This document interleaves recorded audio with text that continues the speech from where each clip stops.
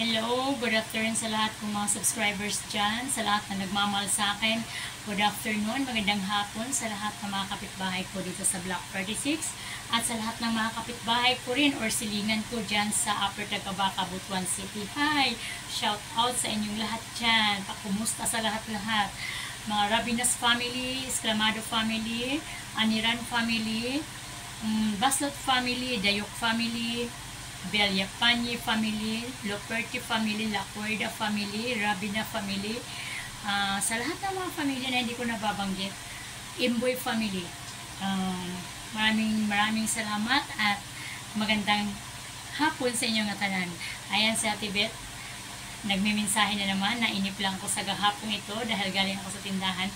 Eto, andito na naman ako sa aking videos. Yung mga videos ko na in-upload ko sa aking YouTube channel, panonoorin ninyo. Huwag naman ninyong kalimutan ang aking YouTube channel na Beth Gabasa. Paki-like, share, and subscribe. At paki-komento na rin kung ano yung nakikita at nararamdaman nyo sa mga mensahe ko, sa mga videos ko na nakikita niyo. Kaya good afternoon guys, good afternoon sa lahat ng mga silingan, sa mga kapitbahay. Thank you very much at good afternoon sa lahat ng mga anak, sa mga apo ko at mamanugang ko, at sa tatay ko, sa mga kapatid ko, sa lahat-lahat sa pamangkin ko, sa lahat at kahit sino pa man dyan. At good afternoon sa inyong lahat, sa isa kong tagapagdagal, William Boyno. Good afternoon, mag-ingat kayo lagi. Ayan ha, ayan, magsimula na naman ako sa aking mensahe. Kapag nainip ako, naisipan kong mag-talk dito sa aking video na malalaman na ang lahat.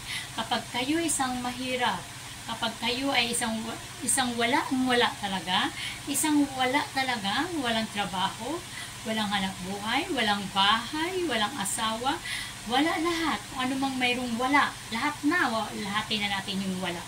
Huwag kayong masyadong mag-isip na ibaba ninyo kaagad yung sarili niyo.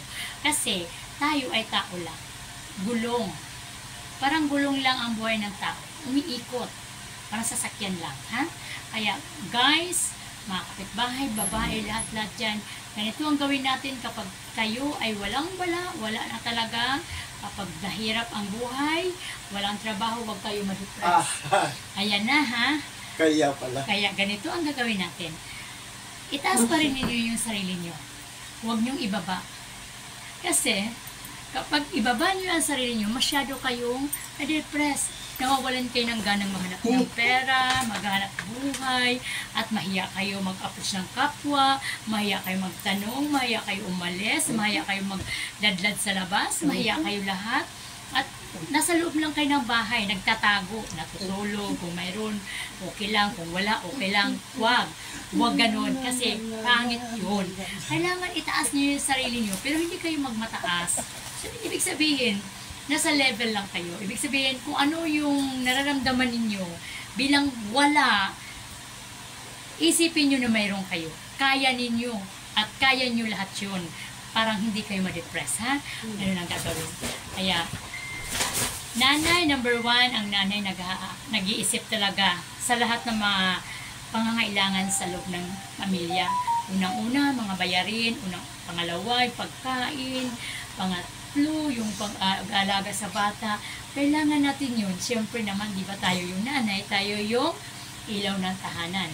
Kaya tayo ang naghahanap ng paraan sa lahat ng bagay. Kaya, ganito mga nanay, tulad ko nanay rin ako. Ako ay naging nanay at naging tatay na rin. Siguro, kilala nyo ako. Ako si Beth Gabasa. Paki-like na lang aking YouTube channel.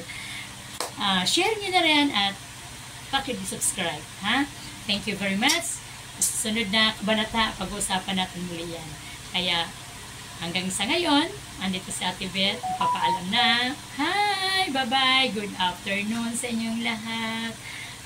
Thank you.